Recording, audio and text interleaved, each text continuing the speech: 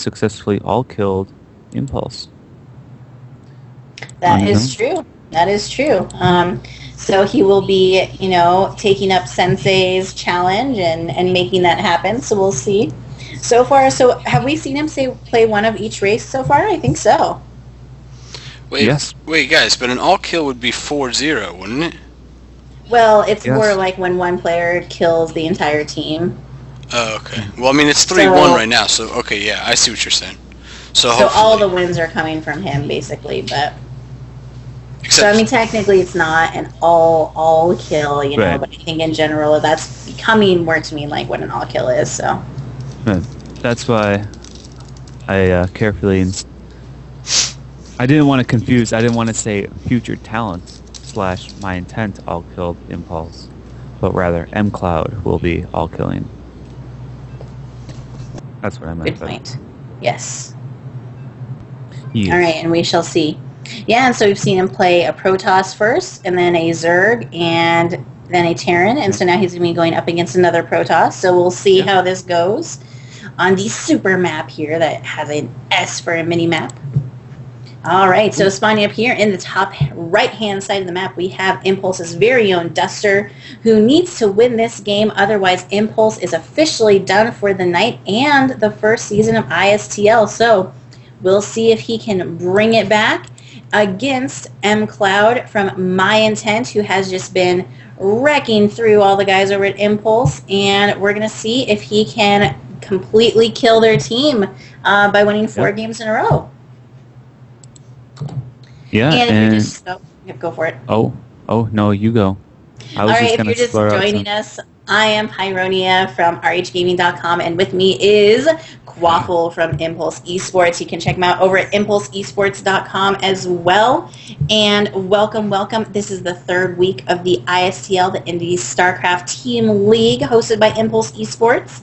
And definitely check out their community over there. Great group of guys. We appreciate them hosting this so much. Shout out to our wonderful streamer who is Marine. Means that Quaffle and I can be a little bit lazier than normal and not have to worry about contacting the players and things like that. And I, as a caster, greatly appreciate that. Oh, me too. I love being lazy. It's one of my favorite things. It's one of my favorite activities, actually. Being late, does that count as an activity? Isn't that like an anti-activity? No. Being lazy is clearly an activity. My bad. All right, so we're going to have a nice little wall off over here by mCloud that is going to deny the scout of Duster. He's not going to be able to see anything, whereas mCloud is going to be able to see everything. Yeah, big advantage for mCloud. And so Duster, in the mind of a Protoss right now, you're freaking out because you don't know if the Terran is going to 1-1-1, he's going to fast expand inside of his own base, but it does no, he will not be able to kill off this SCV, which he would have loved to. Oh, he couldn't hit it right now. There he goes. Oh, does he get a kill off? Oh, great so micro by mCloud. And then that probe has to run out of there. But yeah, that was basically what he did was he started the second supply depot, but then rather than finishing it, went and finished the barracks. So he was able to get that wall off with only having the one SCV there, so he didn't have to pull like a second SCV to lose mining time. Right. So a nice little tip if you are a Terran player there, a little bit newer. It's a good way to go. Ooh, very fast.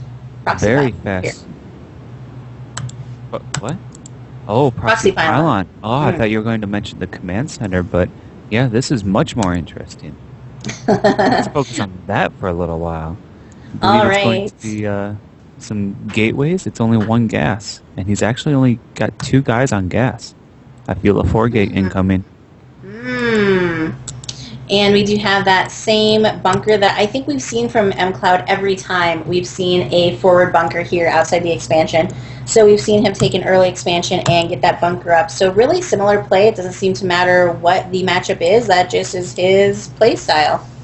Yeah. Expansion down. 1 gate expand there. Very nice move by Duster here. Definitely fooled me. I'm sure you saw that the entire way through. But I definitely thought that was going to be some type of Zealot heavy 4-gate with just 2 guys on gas and hidden pylons so early in the game. But, well, you know, I was wondering that, but he wasn't chronoing out his warp gate. Warp gate. He was chronoing. He's still dropping chronos on the Nexus, so that just shows a little bit more of an econ type plan. Although we do have 2 additional gateways going down, so we're going to be up to 3 gates there. Yep. With a Sentry first, and he does have a Stalker out, searching around for that scouting SCV, and he's actually got it on a very nice command. Oh God, what's patrol? Jeez, I set my patrol as the Q key. So now every time I think of that, I think of, oh, that's the Q command. I'm like, it's no. It's the QQ command. Yeah, yeah. That is not the official word for it, though. Unfortunately for me. So you use the grid setup? I do use the light grid setup when I play. So I can see when I need to wall off against those little Zerglings. And Duster's little guy is over here by the flying shark. It's a nice swimming shark. It is an air shark. We'll get a nice close-up there for you guys. Still has air bubbles coming out, you know. So there you go.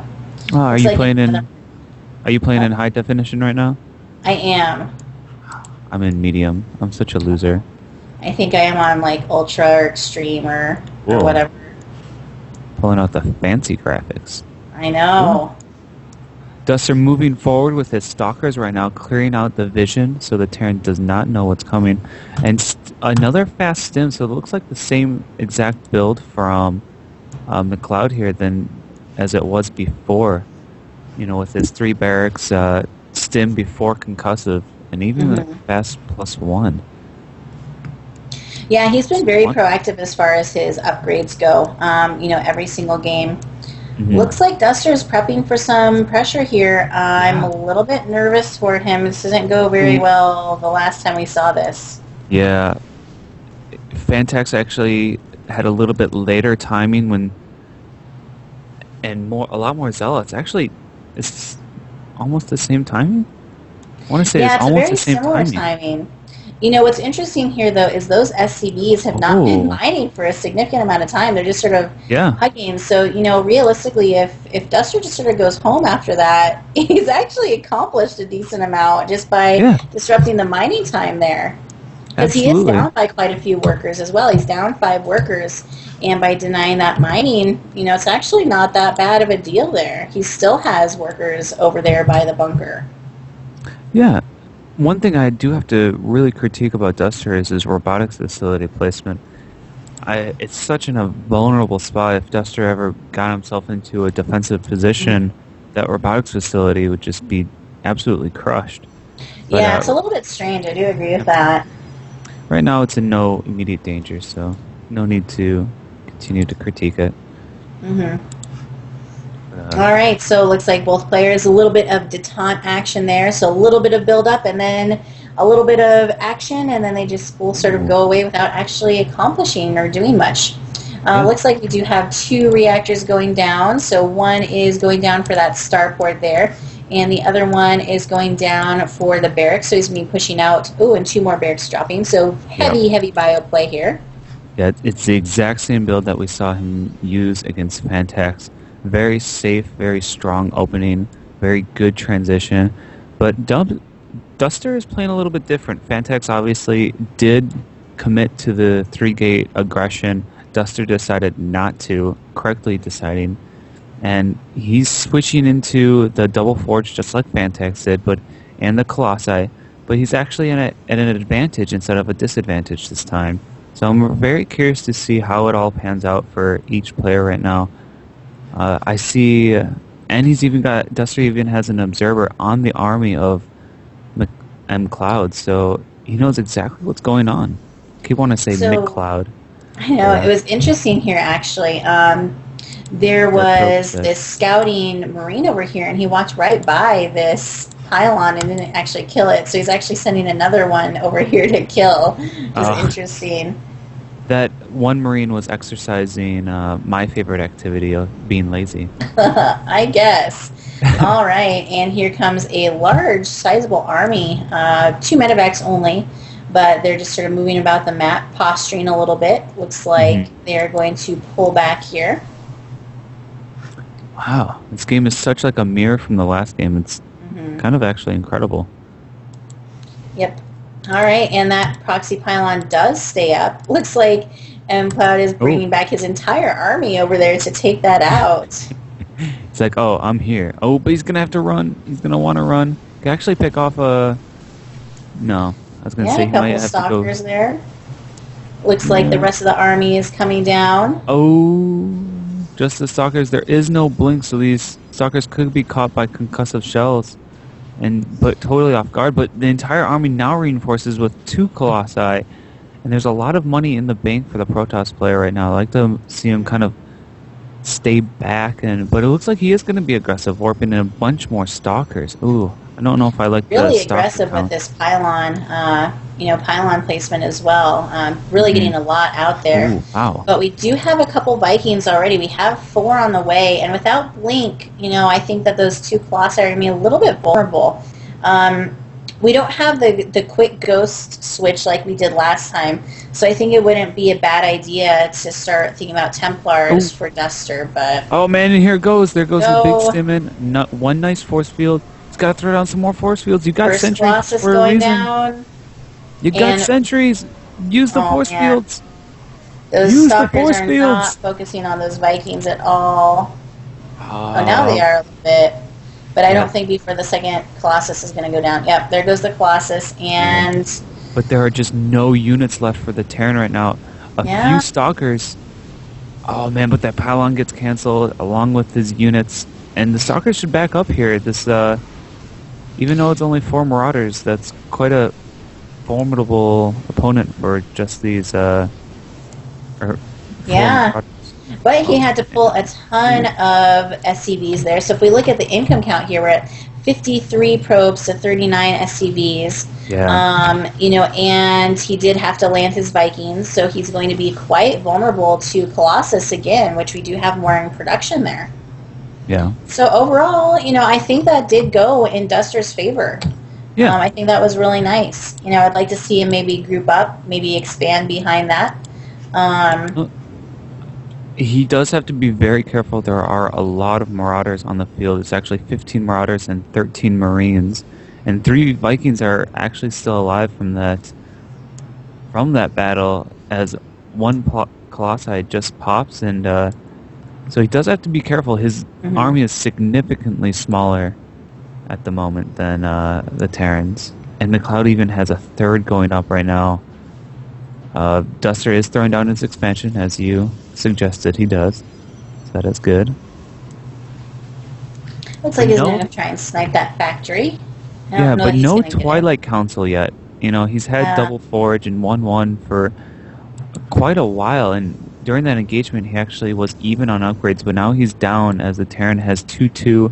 Doesn't have 3-3 started, but he should be considering it quite soon. Looks like the Terran does want to move up here. He's going to most likely poke with his Vikings, going to send 1 sacrificial Marine. That Marine drew the short card, or drew the short straw. Definitely. Yeah, so it looks like he's going to lots of medevacs there. So those, here we go. Force field. Defensive shells doing a nice job of slowing down those zealots. Nice. It's going to get some more zealots in there, but that's so many Marauders. It is. And just not enough. He didn't force field. Pyronia, why doesn't he force field? I don't know. Ooh. He had the energy to do that, and really he was just dropping Guardian Shield, not the force fields, and I think that might have really cost him the game. He just needed more units, and he wasn't ever able to recoup the number of units there. Yeah. Maybe rather than expanding, he should have just gone for, the more 2-base pressure and just tried to keep on going, but I don't know. Yeah. It's hard to say. Hard to say what? Well, mCloud just showed us solid play every single game. He clearly knows his build and his strategy extremely well, and it was a very good strategy against all 3 races. So, I don't know. I'm not sure if he was outclassing the Impulse guys or if he's just really that solid of a player, He did show that the Impulse players or Protoss players, at least Duster and FTaCT, are weak against that certain build by mCloud, but that does mean mCloud does all kill Impulse, and they will move on to the playoffs. They will advance from Group A, and we will tune in Thursday to see who they play. Pyronia, let's close this out. Send everybody to Stream 2 to continue watching. But is there anything you want to say, like promote yourself? Follow me over on Twitter. I am Pyronia, and you can check me out over at rhgaming.com. My blog is over there, everything like that. And thank you so much for watching us tonight. This was a lot of fun. Sorry to see Impulse out of the first season of the ISTL. We look forward to seeing them next season. And next week we start the finals, so definitely tune in. We'll be playing our last round of just sort of normal sets of matches on Thursday, same time, 8 p.m. Eastern Standard Time. And next week, check us out for the finals. Yes, and I am Quaffle. Thank you to Impulse for allowing me to cast these games at the ISTL. You could follow me at Twitter, but I would rather you go follow Impulse Esports Twitter at IMP_esports, and also like our Facebook at Impulse Esports. If you do both of those, you can enter yourself in a drawing in our grand finals to get some free coaching, kind of hang out with the Impulse players and learn some tactics maybe from FTaCT, Bales, Boonraibu, Beast. We're a bunch of cool guys. And everyone go to Stream 2, check out the ending of Area 51 and Clan Overdosed, as each player kind of fights to make a statement as they enter into the playoff rounds. And thank you to IV Graphics. Yeah, and you guys could find that stream